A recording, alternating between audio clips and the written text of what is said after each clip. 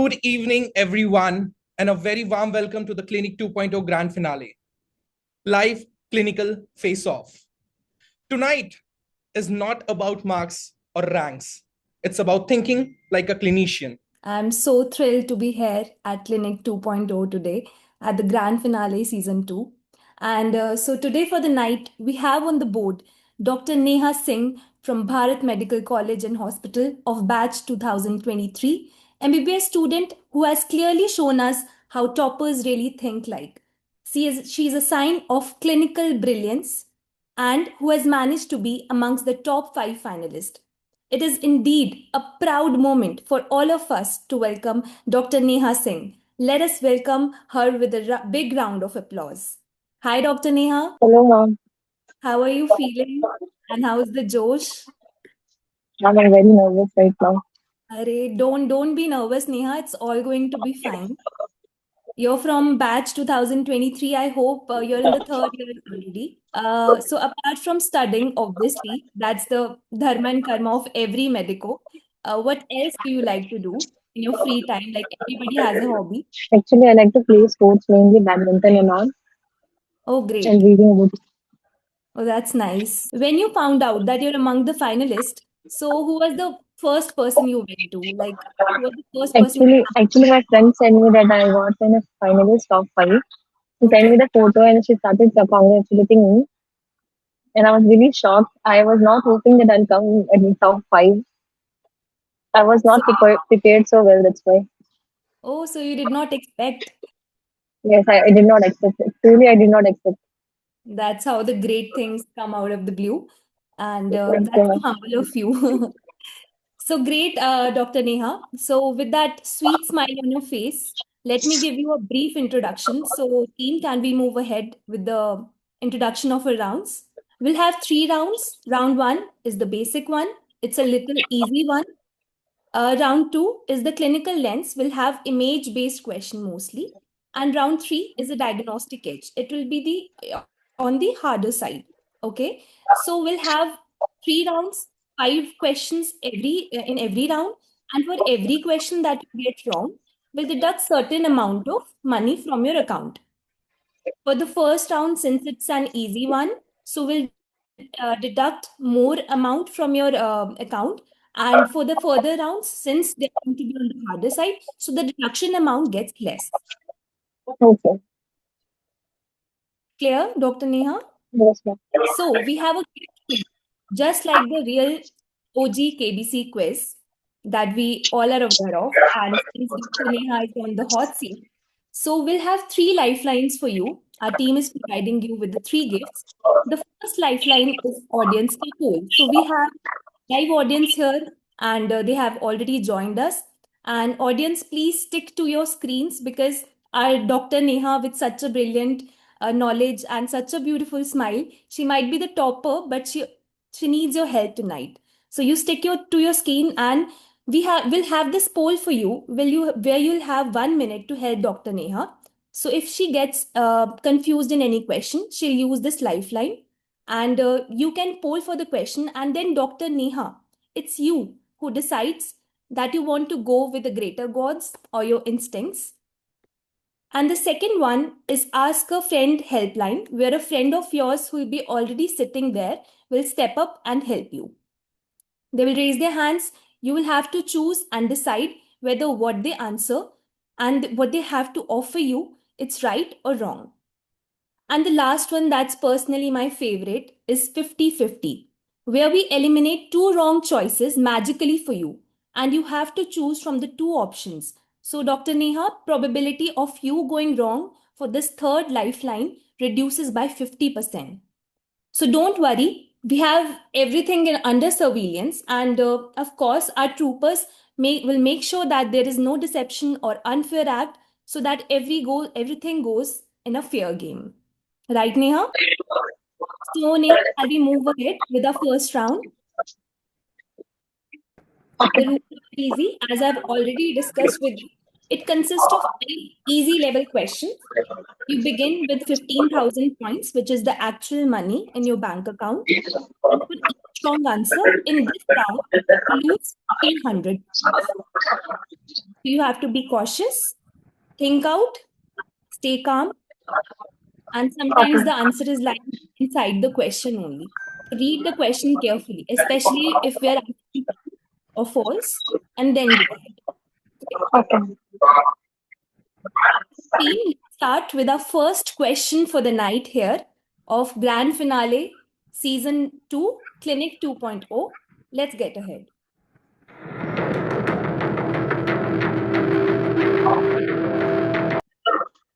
So the first question of round 1, which of the following statement is false?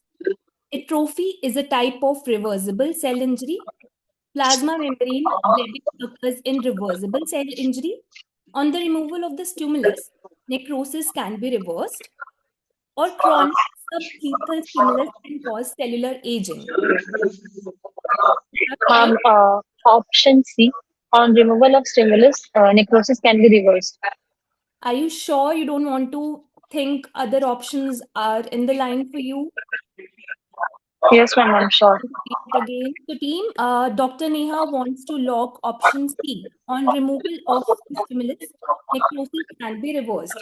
Let's see what's the right answer. Great, Neha.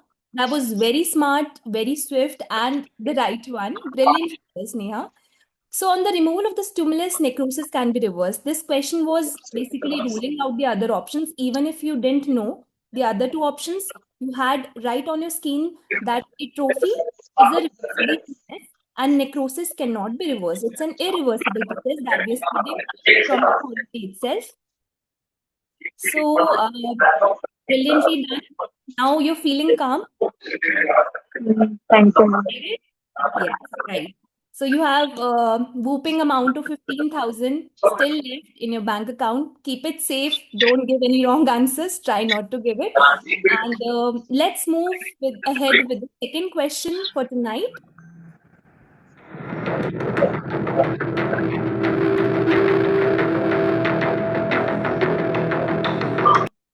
So question number 2, round 2, a 70 years old patient presented with cough, fatigability, and weight loss. He was diagnosed with squamous cell carcinoma on bronchoscopy. The resected specimen had a hilar lymph node that was 1 centimeter in size and showed a black color pigment. What is the black pigment likely to be? A. Anthracotic pigment, B. Melanin, C. Lipochrome, or D. Hemosiderin. Ma'am, anthracotic pigment. You seem to be very confident about this one. So shall we go ahead? Yes, ma'am. Okay, team. So our participant for tonight seems to be very, very confident. She's prepared well and she wants to go with option A, anthracotic pigment. And I guess she's absolutely right. Brilliant, Dr. Neha. So anthracotic pigment is a black colored pigment in the specimen. It is likely to be the deposition of the carbon particles, though it has nothing to do with the squamous cell carcinoma, but the black color pigment they have specifically mentioned. We are studying from the pathology days. It's anthracotic pigment. Very nice, Neha. I think you're going to win the whole amount today. You seem to be very well prepared. So team, can we have the third question on? So which of the following would you use in the treatment of atropine toxicity? Is it A, pralidoxin? Is it B, naloxone? Or is it C, flumazenil? Or is it D, physiostigmine? Ma'am, physiostigmine. Physiostigmine is what you want to choose? You're sure? You're not confused in any other option? Maybe you want to rethink it again. Okay, team. So I think she wants to go with option D. That's physiostigmine. Let's see if it's correct. Great, Neha. So you should give yourself clap. You're absolutely correct. And that was a very smart guess. Atropine toxicity is treated with physiostigmine. It's a reversible anticholinesterase agent. And physiostigmine acts by decreasing the breakdown of acid. And it also overcomes the competitive blockage of atropine in all muscarinic receptors. So this is a very famous mnemonic that we used to study in our second year MBBS, I guess pathology, and sometimes even in forensic also. Hot as hare, mad as hatter, blind as a bat, red as a beet, and dry as a bone. For atropine overdose that is seen with the Tura poisoning. Interact with the audience a bit. What if in the options we also had neostigmine? Then what would you have chosen? Neostigmine or physostigmine? So Neha, I'll ask you only. Even the audience can participate. If we had neostigmine in the options as well, so what would you have chosen? Neostigmine or physostigmine? Great, great. Our audience is also on fire, just like Dr. Neha. People have to say that physiostigmine has a better CNS penetration, and that's why physiostigmine would still remain the better answer for this. So we all know that physiostigmine is a tertiary amine and neostigmine is a quaternary amine. And physiostigmine relieves the CNS symptoms like delirium, confusion, agitation, hallucinations, and hence a better option. Great, great. Our audience is actually on fire, and the first one to answer this is Chaitanya. Chaitanya in the audience, great, great, Chaitanya. So, team, can we have the next question for Dr. Neha? Dr. Neha, are you there? Yes, ma'am. I'm there. Good. Okay. So, question number 4, round 1. A patient with moderate COVID-19 started on the long-acting glucocorticoids. Which of the following drug it could be? So it's a straight question. Option A, B, triamcinolone, dexamethasone, prednisolone, or hydrocortisone. We're talking about long-acting glucocorticoids. What would you want to go with, Dr. Neha? Yes, ma'am. So do you want to make a choice? Do you have something in your mind? Or maybe you still have the 3 lifelines left with you. Do you want to use them? Ma'am, I'll use my lifeline. Okay. Okay, team. So Dr. Neha wants to choose her first lifeline for tonight. And what would it be, Neha? Ma'am, audience code. Okay, so Neha actually thinks from the previous one that our audience is doing a brilliant job. They're on fire today. So we'll have the audience poll. So audience, you have exactly 1 minute to answer this question. We'll take your poll and you decide what you have to offer Neha. You have to help her win the big and magnificent amount of 15,000. So let's help her together and vote for this question. So team, can we have the audience poll on the screen? So your time starts now. From 1 minute from now, we'll have the audience poll on our screen. So the question being, a patient with moderate COVID-19 was started on long-acting glucocorticoids. So which of the following drugs it could be? So we're basically asking about the long-acting steroids. Is it first triamcinolone, dexamethasone, C, prednisolone, or is it D, hydrocortisone? So 11% of the audience have voted for option A. 57% voted for option B. 17% for option C and 14% for option D. So according to the audience, which is actually giving a lot of great vibes today, they are on fire. They want to say that option B is correct. So now it's you who decide if you want to go with this or you have something else in your mind. Dr. Neha, have you already made your choice? Yes, ma'am. It's option B. Okay. So she trusts you and we trust you. And let's see what the team has to say. What is the right answer? So great, audience. You have done a great job. You have helped Neha, and she's still taking a big amount of 15,000 at home. And the answer is dexamethasone. It's the long-acting steroid. It lasts for greater than 36 hours. The short-acting one is hydrocortisone.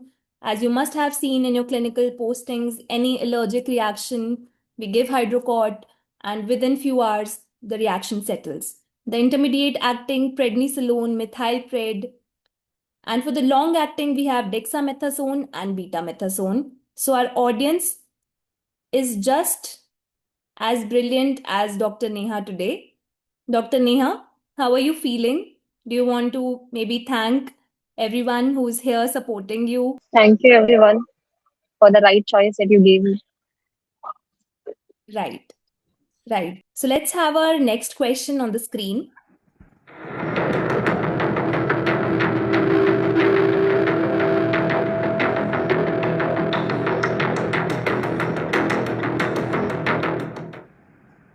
So Neha, this is the last question for round one, and you're still having 15,000 in your account. A patient with hepatitis B presents with OPD for follow-up. Which of the following serological markers will not be detected in his blood? Is it A, HBC antigen? Is it B, anti-HBs? Is it C, HBs antigen? Or is it D, anti-HBC? I'm anti-HBC will not be detected. D option. Neha, do you want to think it again? Maybe go through all the options once again and just think about it. Have you made the right choice? Are you confident?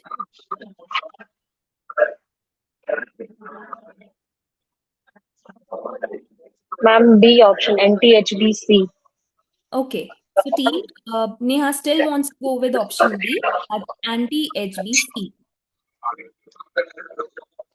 That's a brave attempt, Neha, but unfortunately, that's a wrong question, wrong answer.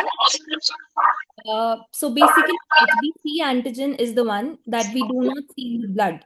And the reason being it's enclosed within the HBs antigen code. However, antibodies against HBC are the one that is earliest seen in the blood within 1 to 2 weeks. So when you say the earliest marker to be detected in the serum, it's HBs antigen, and the earliest antibody to be detected in the serum of hepatitis B infected patient, it's anti-HBC. So that was a good attempt. Don't worry. You still have a lot of amount in your account and you're still taking a good amount at home. Don't worry. Uh, so Neha, we're at the end of a first round and you're still left with a big amount of 13,500 rupees. Don't worry, don't lose hope. It's still a big amount to take home. It's so great to see that at such a young age, you get to make your own money, and that is something to be proud of.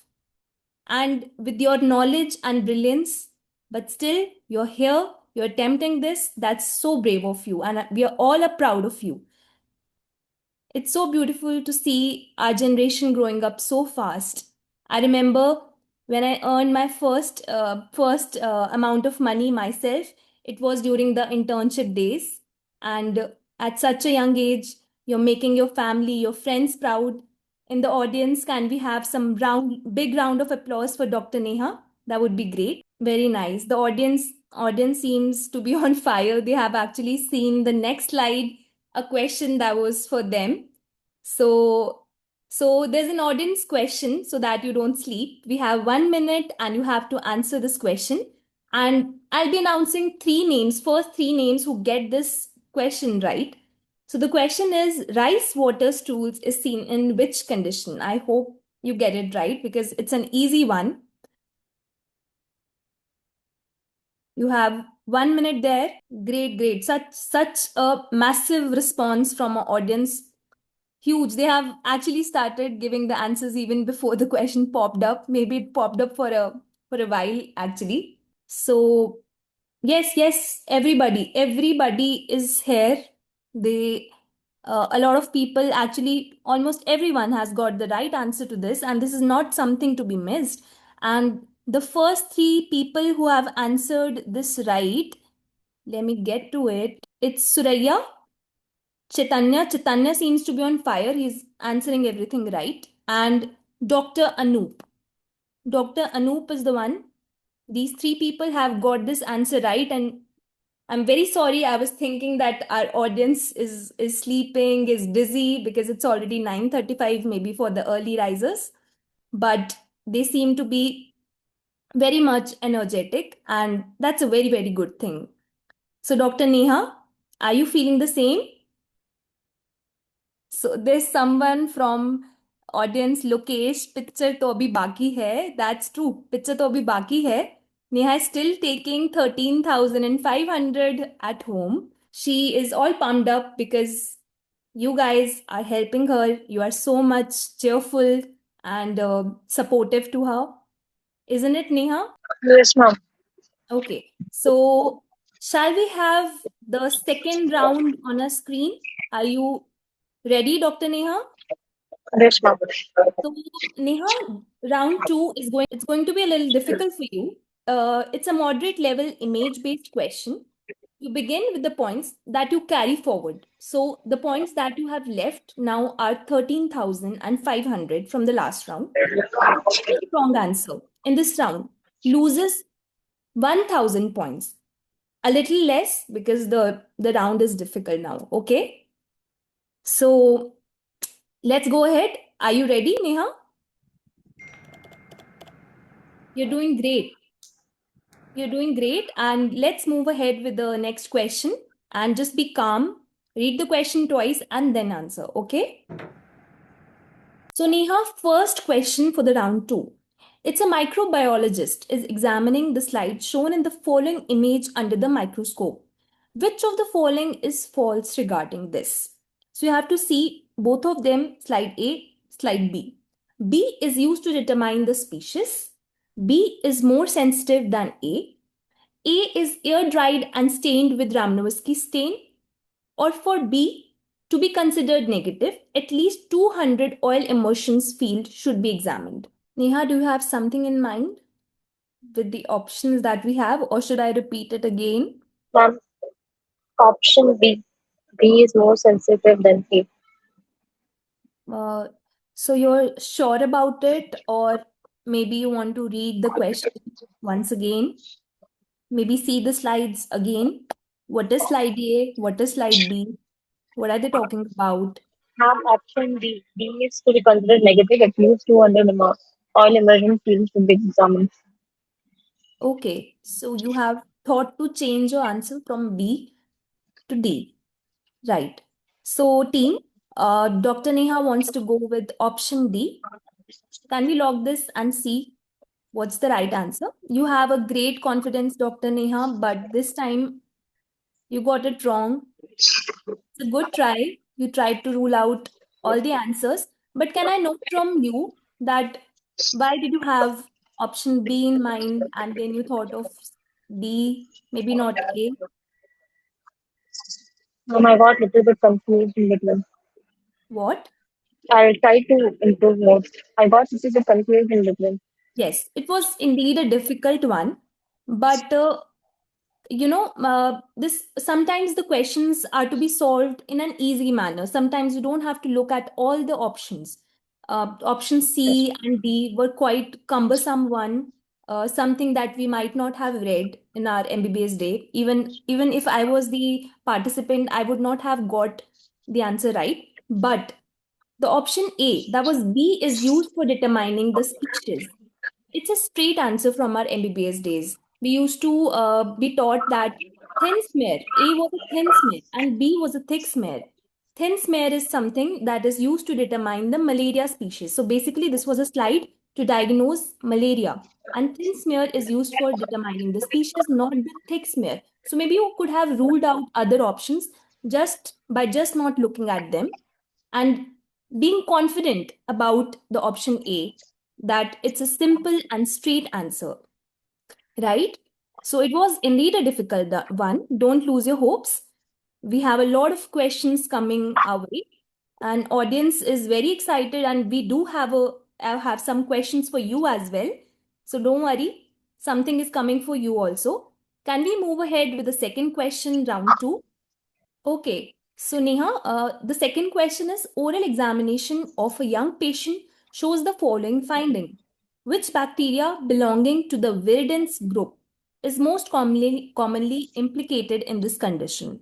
Is it A, Streptococcus sanguis, B, Streptococcus mitis, C, Streptococcus mutans, D, Streptococcus salivarius? Streptococcus salivarius.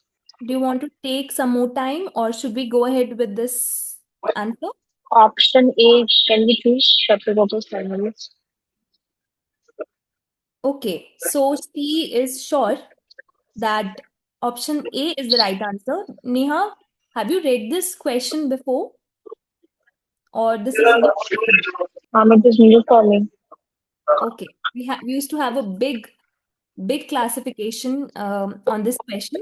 I'll just share with you when the explanation slide comes. So let's see first if you have got the answer right. So the wrong one, almost, but it was a good attempt. Don't worry, sometimes we get very new questions. As you said, this was a new one for you. In our MBBS days, we used to have this huge 3-4 pages on staph and then streptococcus and then a huge classification on all of them. It's sometimes difficult to remember the all of it. So the image that we just saw, it was dental caries, which are commonly caused by Streptococcus mutans.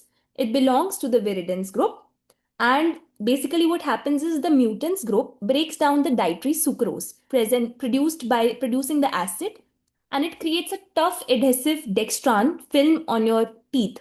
The acid damages the dentine which is present, while the dextrans bind together with the food debris, epithelial cells, mucus, and bacteria to form plaques. So what we just saw was plaques and the dental caries, and that is done by Streptococcus mutans. So indeed, we sometimes have some new questions. Don't worry, because it's not just the amount that you're taking home. Knowledge is more powerful than money, and you're taking home some beautiful and some engaging knowledge with you. And that's how you're trying superb, and just keep trying. And we'll just move ahead with the next question. So, a 35 years old man died in a road traffic accident. On autopsy, the following appearance of the kidney was noted. Which of the following is not associated with this condition? Is it A, cyst in liver, pancreas, and spleen? Is it B, Berry's aneurysm? Is it C, mitral valve prolapse? Or is it D, hepatic fibrosis? Okay, Neha, so you still have 2 lifelines left. If you don't feel confident, then you can use them. If you're confident about this, then we can move ahead. We're almost at the end of round 2. You have 2 questions left and another 5 from the round 3. So in total 7 questions, and you still have your 2 lifelines left. So Neha, if you want to consider a lifeline, if you're not very sure about this question and maybe you want to take help, our audience is very engaging today in the chat box, and they're showing a great response. If you want to maybe call a Ma'am, friend. I'll take a lifeline. Right. Only 2 lifelines left now, 50-50 or ask a friend. Ma'am, ask a friend. Okay. So we have your friend here. So Vinayak Yadav has raised his hand. We have Vinayak here. Hi Vinayak, you have Hello, joined ma'am. in. Yes, Dr. Vinayak, maybe you want to introduce yourself in 2 lines. Where are you from? I'm Vinayak Yadav. I'm from Dehradun, Okay. pursuing MBBS from Himalayan College. Okay, very nice. So you're here to help your friend, Dr. Neha. She Yes, is a ma'am. bit nervous, but she is performing very nicely. Yes, ma'am. Yes. So the question for her, Vinayak, was a 35 years old man died in a road traffic accident. On autopsy, the following appearance of the kidney was noted. So which of the following is not associated with the condition? Is it A, cyst in the liver, pancreas, and spleen? Is it B, Berry's aneurysm? Is it C, mitral valve prolapse? Or is it D, hepatic fibrosis? Ma'am, it is D. Hepatic fibrosis. Okay. So Neha, Vinayak has to offer you an option. Maybe you want to trust your friend and go ahead with that. Or maybe you have something else in your mind, like you have answered before, Berry's aneurysm. Option B, ma'am, hepatic fibrosis. So That's you correct. trust your friend. Absolutely. Huh? Mm. So we should go ahead with what Vinayak has to say about this question. So team, let's mark option B, hepatic fibrosis. Vinayak, kudos to you. You have helped Neha in this question. And the option being is hepatic fibrosis. So I feel very nostalgic when I see this question because Neha and Vinayak, I want to ask you both. Okay, Vinayak has already gone. Bye, Vinayak. This question was always there. So it's a simple one. When I saw the image, the cysts were all over the kidney. So it's quite easy to guess that it's a polycystic kidney disease. But whether it's autosomal dominant or recessive, the answer was lying in the question itself. That's why I told you to just go through the question nicely. So a 35 years old man, I used to remember like this. Dominant means uh, a older person, right? And the recessive one means the tiny person, infant or a neonate or a child who's in his early ages. So that's how we see from the question, and we rule out from the question that they're talking about autosomal dominant one. And then we have to have a little more knowledge. And this is actually examiner's favorite, the extrarenal manifestations that are ADPKD. So hepatic cysts are the most common one. Apart from that, seminal vesicle cyst, arytenoid membrane cyst, pancreatic cyst, splenic cyst, Berry's aneurysm, subarachnoid hemorrhage, and mitral valve prolapse. So, Neha, your friend has indeed helped you getting this answer right.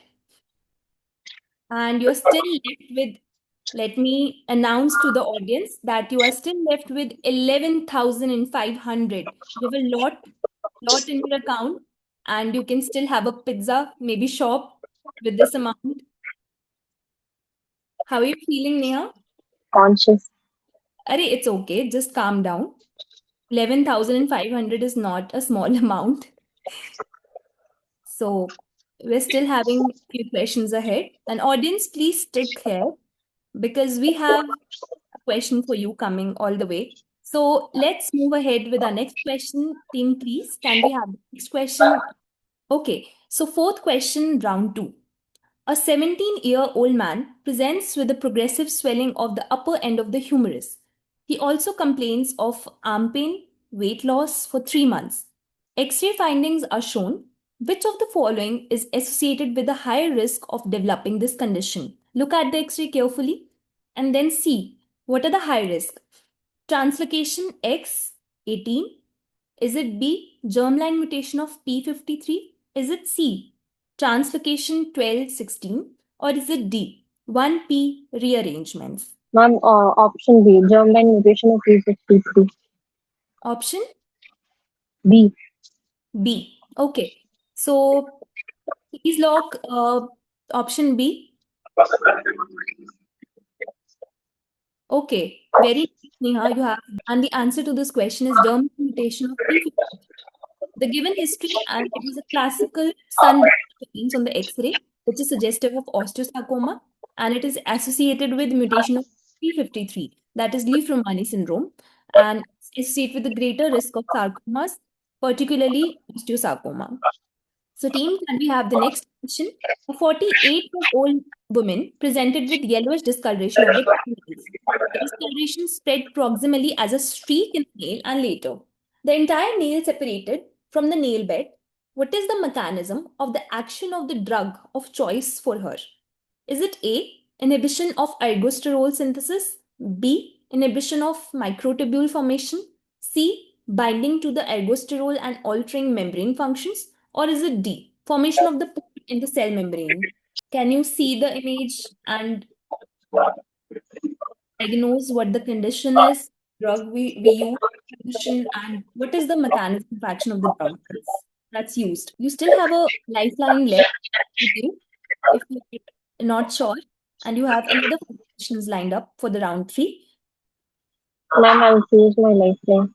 Okay, 50-50. okay. So, team, can we magically disappear the wrong options for Dr. Neha so that she can make an easier choice out of this one? So, Dr. Neha, we have erased 2 wrong options for you. The probability of you going wrong has gone down by 50%. And now you just have to make a single choice out of the 2 options that you're left with. Inhibition of ergosterol synthesis. Okay. So she wants to lock option A. Can we see the answer and the explanation? And can we just have the audience and see what they have to say about this question? What Okay. are the drugs? Maybe you can write the name of the drugs that we use for this condition that's being shown in the image. Okay, so we have this question from our mentor, Dr. Mansi. Mansi, can you repeat the question for the audience? The chat Yeah. is open. So for Neha, it was what is the mechanism of action of the drug that's being given here? And for the audience, my question would be, what is the drug that we're talking about? Great. Everybody's so excited. I feel everybody wants to participate and take the hot seat. We have a huge response coming out. Uh, some of you are answering for this question, but my question was what drug we are talking about? Vinod and Khushi, we are talking about the drug, not the option and the question that we have asked here. The drug that is used for the condition that's given. And my next question to you would be, what is the condition actually that's shown here? Many of you have answered it absolutely right. Absolutely right. Amazing. Dry gangrene, Utkarsh, no. No, it's not dry gangrene. Maybe you want to look at the nail per se. Gangrene would be a little blue and yes. So we have, first I'll answer Dr. Neha. The option that's correct is A, inhibition of ergosterol synthesis. Very good, Neha. You still have your amount safe with us, 11,500. So audience, the first one to answer the condition was Jamie. Jamie is here. I hope I'm pronouncing it right. I'm sorry if I'm not. So the first one is Jamie here who has answered the condition right. That's onychomycosis. And the first one to answer the drug is some iPad. iPad. If you want to write your name here, iPad 102. Brilliant job done by you. It's terbinafine. Great. So the drug of choice is oral terbinafine, and another drug that we use is amrolofene, 5%. It's like a nail polish that you apply on the nail. Actually, I got this condition in second year of my MBBS, and I used to apply nail lacquer on my nail to get treated. So great audience. I'm so proud and so happy to see you. And can we close up the round 2? And we still have 11,500 points left for you. And yet another question for you. Just be active there, and we'll just have an audience poll. No questioning. Okay.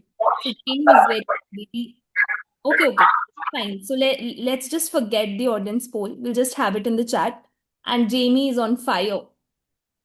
Jamie's on fire. He has answered it right. And I'll announce another 3 names who have got this question right. And it's Jamie, it's Sivarappu Mahesh, and it's somebody named MNK. So these 3 people have got this right in the chat box. So it's a cherry red skin is classically seen in the poisoning due to its carbon monoxide. So carbon monoxide is the answer, and it binds to the hemoglobin with a very higher affinity than oxygen, forming a particle that's a carboxyhemoglobin, and it causes severe tissue hypoxia. That's why the finding that we see in the post-mortem is cherry red skin or mucosa, but in real life, it's not always present. So team and Dr. Neha, can we go ahead with a final round for the session tonight?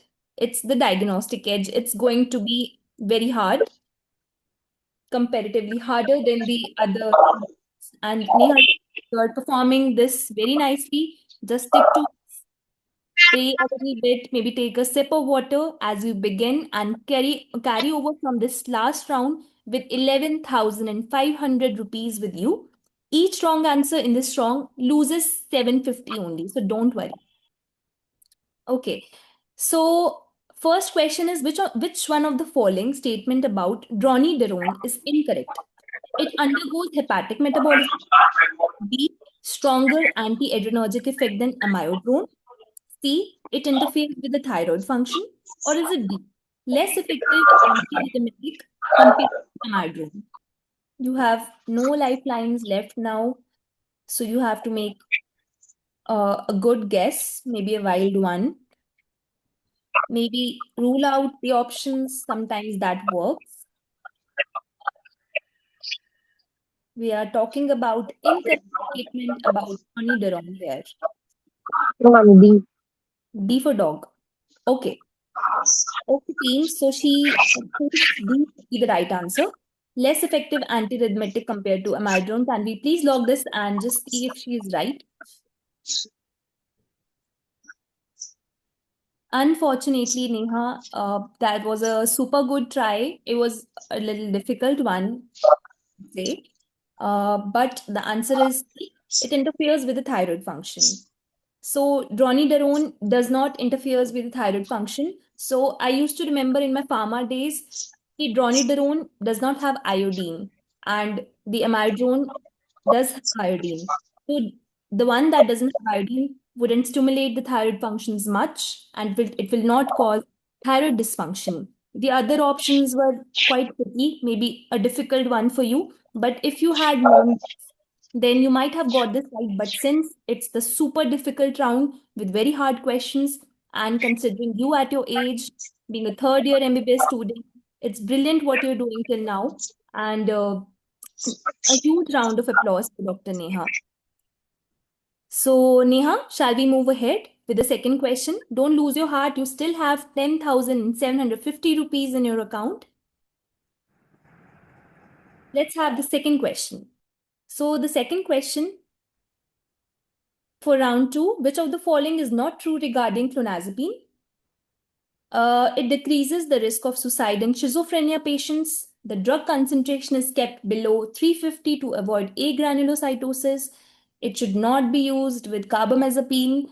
Or is it D, should be discontinued if neutrophil count is below 500? Ma'am, option D. D. Okay. D for dog. Please, can you repeat the statement that you're choosing? It's D only, that should be discontinued if the neutrophil count is below 500. Sometimes you have to just trust your guts, be confident. Ma'am, option D. Option D, should be discontinued if the neutrophil count is below 500, right? Yes, ma'am. Okay. So team, please log option B and please bring the explanation slide on our screen. Sorry, Neha, but that was a wrong one.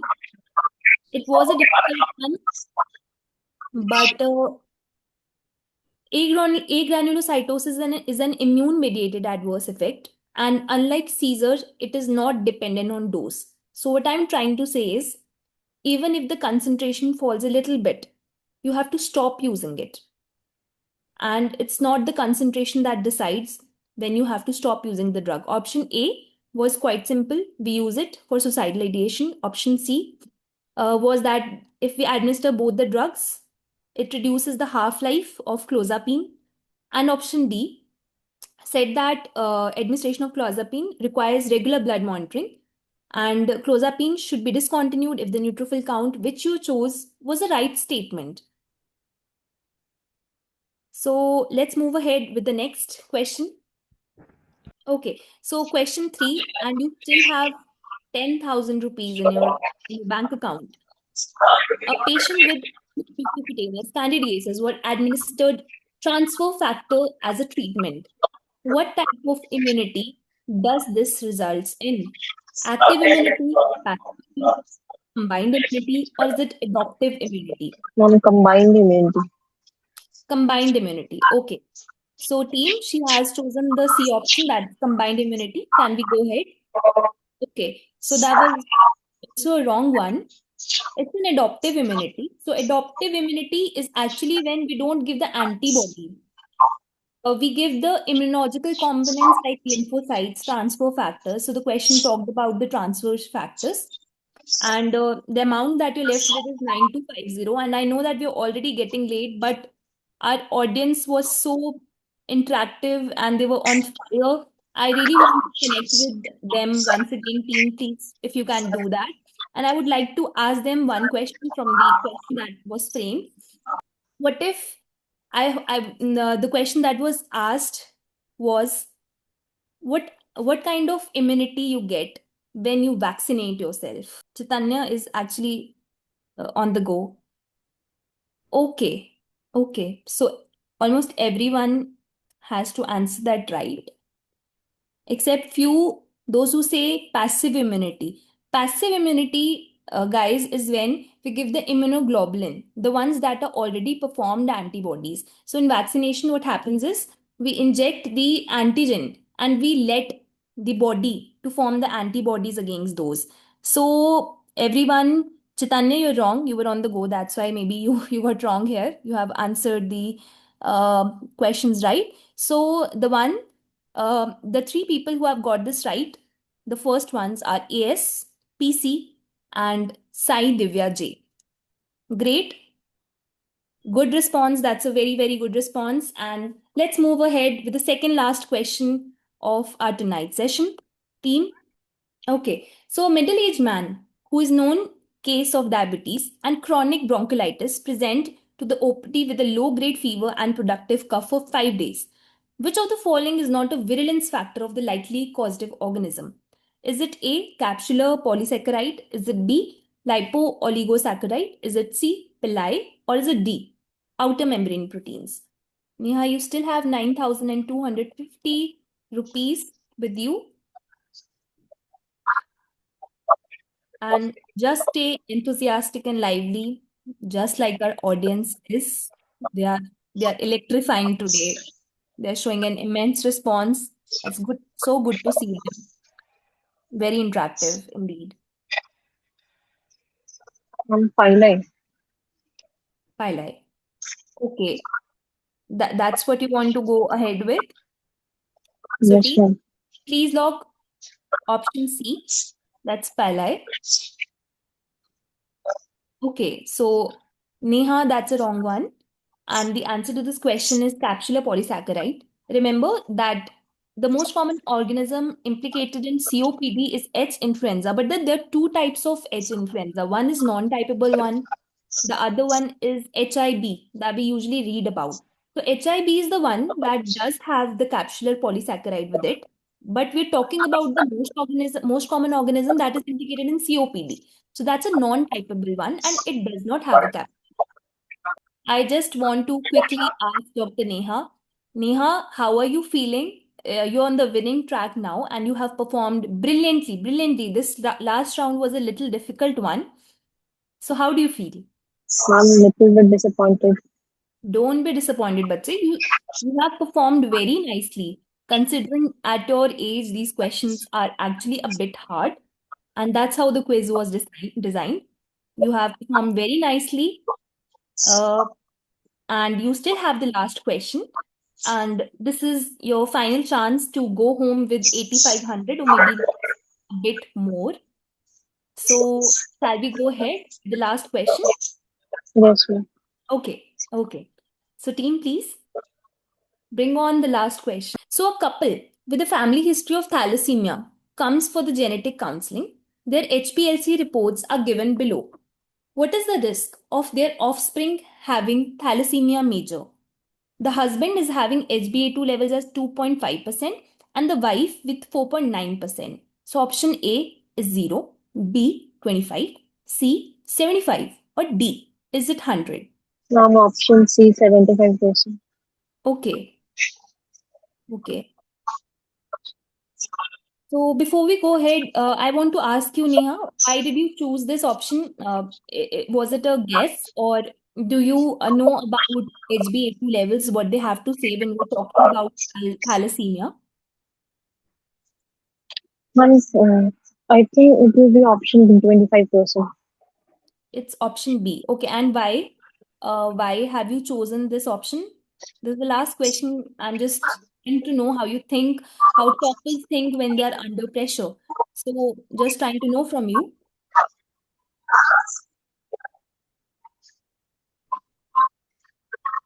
Okay. Okay, so team, let's talk option B and have the last answer of this grand finale season on your slides. So, Neha, surprisingly, you would not have chosen this, maybe. It's 0%. That's why I was asking you why you have chosen this answer. Because the values tell you that the patient is going to have a normal hemoglobin, or are they going to be a recessive one, or a full-blown thalassemia, or maybe a minor one. So from the given reports, husband is normal because the value is 2.5. That's in the normal range. And the wife has thalassemia minor. So none of them has thalassemia major. And the risk of transmitting to the offspring remains below the thalassemia major, and that's 0. Okay, so this is a difficult one. I actually learned this when I was in second year PG pediatrics. So this was actually a difficult one. Don't be disappointed, and we'll be announcing the final amount of the winner soon. But I want to have a last chit chat with the audience. Can you please open the chat? I want to ask a question here, which is the most common inherited bleeding disorder in India? We were talking about thalassemia in this question. So do you think it's thalassemia only? Okay. Everybody is alive and active and actually maybe on caffeine. These guys are studying so hard to be brilliant doctors and okay. So people have to say hemophilia. This is something that I got wrong in my senior residency exam actually, being at such a at such a level, and only one person has got it right. Two actually. One is AS and Suraya and A. So von Willebrand disease is the one which is the most common inherited bleeding disorder, though we see it less as compared to thalassemia and hemophilia. Great response, audience. Great response. So, all right, we are now at the end of today's session. First of all, a big round of applause for Dr. Neha. Audience, please show her an immense response and a big round of applause. Dr. Neha, congratulations. You have played exceptionally well today. Your clinical clarity, sharp presence of mind, and outstanding knowledge were truly impressive. And I'm happy to announce that you have won a total amount of 7,750 cash reward. Well deserved, Dr. Neha. Under you played under so much pressure, bache, and there's a lot that has to come all your way. And really happy to announce this. How are you feeling? Very grateful, ma'am. I got this chance. From. You were not expecting this. See how far you came. So, what you're going to do with this amount? You're going to buy yourself a dress or just eat with the friends that you shared. No, I'll share to my dad. This is my first achievement as a cash reward. Your friend actually messaged you that you got selected, so no party to her. Yes, ma'am. Okay. This is something interesting, and this is what we call the spirit. Neha, in spite being such a bad network and all the issues, chaos, you still showed up. You were going through each and every questions. Even it was wrong, you made sure that the next question was there. As we say, the show must go on. After qualifying amongst the thousands of students, getting into top 5 finalists and being one of the first finalists to start with the grand finale, episode 1. Kudos to you. Congratulations for this amount. And you said this to your dad. Definitely, that remarks that how sensitive and how affectionate you are towards your parents and everything. So, congratulations. And can we have a huge round of applause for Dr. Mansi, our host and mentor for the evening, for all the small explanations, for all the small questions, and for making sure that our audience is right, alive till the end. Thank you so much, everyone. And today, if you have got this learning of clinical thinking, imagine what will be next tomorrow.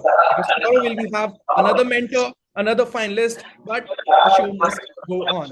Dr. Mansi, thank you once again. Neha, thank you once again for Thank you so much, sir and ma'am. qualifying, and congratulations once again for this huge amount. Audience, one last question for you before we sign off for the evening for tonight. Are you ready for tomorrow's episode as well? We are very energetic. I mean, see the chat box. Can we get some heads up? Thank you so much, everybody who's praising me out there in the chat box. Thank you so much that you loved being there with me.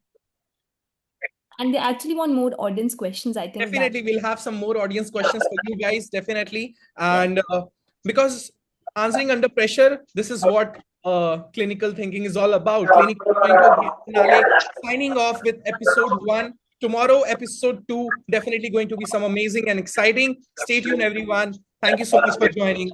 See you. Very good night, everyone. Thank you.